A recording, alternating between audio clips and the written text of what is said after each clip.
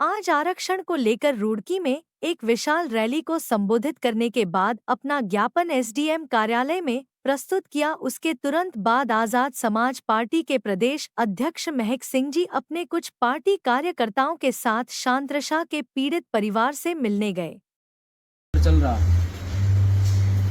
शांतरशा प्रकरण, जिसमें आज मैं पीड़ित परिवार से मिलने के लिए पहुंचा हूं। लंबे समय से इसमें इन्वेस्टिगेशन चल रही है, विवेचना चल रही है और लंबे समय से पुलिस प्रशासन आश्वासन पे आश्वासन देता आ रहा है। आज मैं पीड़ित परिवार के पास में हूं, बहन की माताजी के पास में हूं। इस प्रकरण से कोई भी साथी जो है, सबको इस प्रकरण की जानकारी है। ऐसा कोई साथी नहीं है जिसे इस प्रकरण की जानकारी नहीं है। एक नाबालिग लड़की को घर से बहला फुसला कर बुलाया गया, उसके साथ में गलत कृत्य को अंजाम दिया गया और फिर साजिश के तहत उस लड़की को मार दिया गया। अब प्रशासन का कहना यह है कि रात्रि के समय लड़की के साथ में रोड पर दुर्घटना घटी है। ये विवेचना का पार्ट है, लेकिन मैं ये कहना चाहता हूं कि जो तहरीर परिवार के द्वारा दी गई थी, पीड़ित परिवार के लोग यहाँ पर बैठे हैं, माताजी बैठी हैं, जिस बच्ची के साथ ये गलत हुआ उनकी माँ बैठी है। मैं नाम नहीं लेना चाहता हूं उस बेटी का। उस तहरीर के आधार पर एक व्यक्ति को अभी भी प्रशासन ने पूरी छूट दी हुई है। जो व्यक्ति इस गांव का वर्तमान में प्रधानपति है, आदित्य राज सैनी और भारतीय जनता पार्टी का कार्यकर्ता है और लंबे समय से भारतीय जनता पार्टी के लोग एक गुनहगार को, एक दोषी को बचाने के लिए पूरी लोभी भारतीय जनता पार्टी की लगी हुई है। मैं भारतीय जनता पार्टी के उन कार्यकर्ताओं को, नेताओं को भी ये मैसेज देना चाहता हूं कि ऐसा ना हो आने वाले 2027 के चुनाव में ये दलित समाज जिसके साथ में इतनी बड़ी घटना घटी है, कल को अपने अपने क्षेत्रों में, अपने अपने गांव में जूतों की माला से तुम्हारे नेताओं का तुम्हारा स्वागत करे। गौर से सुने मेरी बात को,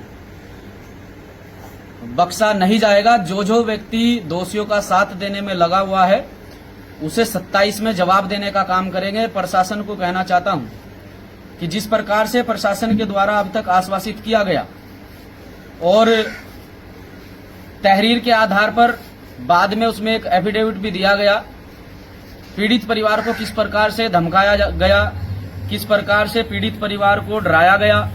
क्योंकि जो यहाँ हमारे पास में माताजी बैठी हैं, जिनकी बेटी के साथ में ये सब कुछ हुआ, उन्होंने बेटी घर से गायब होने के बाद प्रधानपति के पास में ये गए। इन्होंने उन्हें फोन भी किया। उन्होंने फोन पर इन्हें क्या बताया ये पहले भी मीडिया के माध्यम से बता चुकी है। मैं प्रशासन से साफ तौर से कहना चाहता हूं कि ऐसे व्यक्ति के बचाव के लिए अगर प्रशासन काम करेगा तो हमारा जो है प्रशासन से विश्वास उठ जाएगा। हम प्रशासन पर किसी भी प्रकार से फिर विश्वास नहीं करेंगे अगर आप न्याय नहीं करते हैं, क्योंकि यहाँ एक बेटी का मामला है, एक समाज का मान सम्मान का मामला है, उसके स्वाभिमान का मामला है। क्योंकि एक बेटी के साथ में गलत हुआ। हर कोई व्यक्ति मान सम्मान रखता है, हर बेटियां घर का सम्मान स्वाभिमान होती हैं। फोन पर प्रधानपति के द्वारा, गांव के ही आदित्य राज सैनी के द्वारा फोन पर माताजी को क्या कहा गया, माताजी खुद बताएंगी। फिर मैं आपके बीच में आपको कुछ बातें हैं जो आपसे शेयर करने के लिए दोबारा रहूंगा। उन्होंने फोन पर कहा हमारे घर को मंत्री आओ, चाय पी कर जाओ, हमारा कुछ नहीं बिगाड़ सकते। अच्छा, इनके द्वारा कहा गया है हाँ, कि हमारे घर तो मंत्रियों का आना जाना है, आना जाना है, कि हमारा कुछ नहीं बिगाड़ हमारा सकते। कुछ नहीं बिगाड़ने का। अच्छा, ये इस लड़की को गायब होने से पहले बाद में आपने जो फोन करा था, ये फोन किसे करा था? आपने मीडिया में भी बताया, आपने एक हाँ, अभी बताओ। उसे ही करा, आदित्य को, जो प्रधान है ना, उसे ही फोन करा। अच्छा, तो फिर भी उन्होंने मुझे धमकाई, तू घर जाकर बैठ, फिर लड़की का हमें पता, शाम तक फिर लड़की भरा जाएगी। और उसके बाद लड़की मरी हुई मिली। हाँ जी, शाम को भी फिर पुलिस वाला ने बताया। देखियो साथियों, जैसा कि माताजी ने आपको बताया है, ये मीडिया में कई बार स्टेटमेंट दे चुके हैं और भीम आर्मी, भारत एकता मिशन, आजाद समाज पार्टी के लोग लगातार इस प्रकरण में लगे हुए हैं। हमारे पदाधिकारी कार्यकर्ता भाई नीरज जी, भाई चीनू जी, भाई अंकित नोटियाल जी और भी तमाम कार्यकर्ता जो इस विधानसभा में कार्यरत हैं, भाई सचिन जी, ये सभी साथी लगातार इस मामले को लेकर सक्रिय हैं और हाई कोर्ट तक इस मामले में गए हैं। तो मैं अब साफ तौर पर प्रशासन को ये कहना चाहता हूँ और अपने समाज को भी ये कहना चाहता हूँ, अब समय आ गया है, अब आश्वासन नहीं चाहिए, अब न्याय चाहिए। अगर न्याय नहीं मिलेगा तो फिर यहाँ आज 21 तारीख थी, भारत बंद का आह्वान था, उसमें भी हजारों की संख्या में हमने पहुंचकर भारत बंद का समर्थन किया।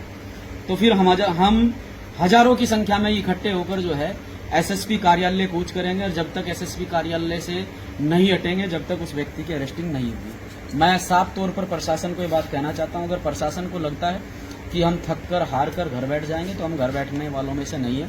हम परिवार के साथ में लास्ट तक खड़े हैं। ऐसे बहुत सारे संगठन, बहुत सारे लोग यहाँ पर आए जिन्होंने सिर्फ फोटो खिंचवाई, अपने नाम के जय जयकार यहाँ पीड़ित परिवार के यहाँ आकर कराई। मैं ऐसे लोगों को यही कहना चाहता हूँ कि आप लोगों को तो डूब कर मर जाना चाहिए।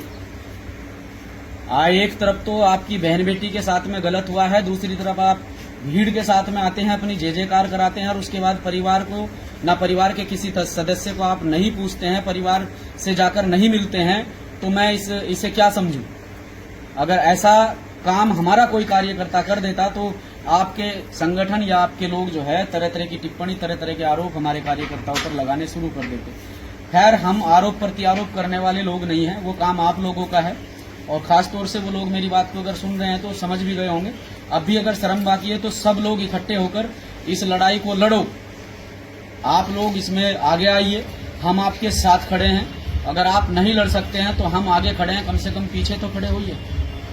समाज के तमाम लोगों को यही कहना चाहता हूं कि एक साथ होकर इस लड़ाई को लड़ने का काम करें और प्रशासन को भी यही कहना चाहता हूं कि हम इस घटना को भूले नहीं हैं।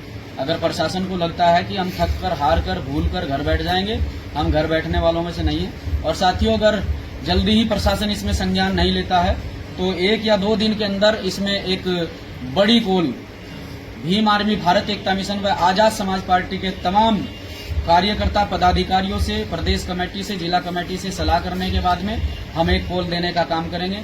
आगे हमारे जिलाध्यक्ष महोदय हमारे साथ में हैं, वो अपनी बात रखेंगे कि आगे फिर हम इसमें एक बड़ा ठोस कदम उठाने वाले हैं। जय भीम सभी साथियों को। साथियों, देखिए, बहुत ही निंदनीय घटना है। अभी देश में अगर कहीं और कास्ट में ये घटना हो जाती है तो पूरा देश बंद हो जाता है, पूरे देश का प्रशासन लग जाता है। लेकिन यहाँ एक दलित समाज में और इसी गांव के कुछ लोगों ने जो ये घटना को अंजाम दिया है, उनमें तो कुछ ने प्रशासन ने कुछ की अरेस्टिंग कर दी, लेकिन जो मुख्य आरोपी है इसमें जो बताया जा रहा है वो अभी फरार चल रहा है। मैं शासन और प्रशासन से यही मांग करता हूँ, जल्दी से जल्दी उस जो फरार चल रहा है व्यक्ति, उसकी अरेस्टिंग किए जाए। और नहीं, अगर अरेस्टिंग होती है, जैसे भी हमारे प्रदेश अध्यक्ष जी का आदेश होगा, हम उस पर यहाँ पूरे हरिद्वार जिले में आंदोलन करने का कार्य करेंगे। जय भीम। साथियों, जैसा कि मैंने अपने फेसबुक लाइव से आपको बताया था, लंबे समय से एक प्रकरण हरिद्वार के अंदर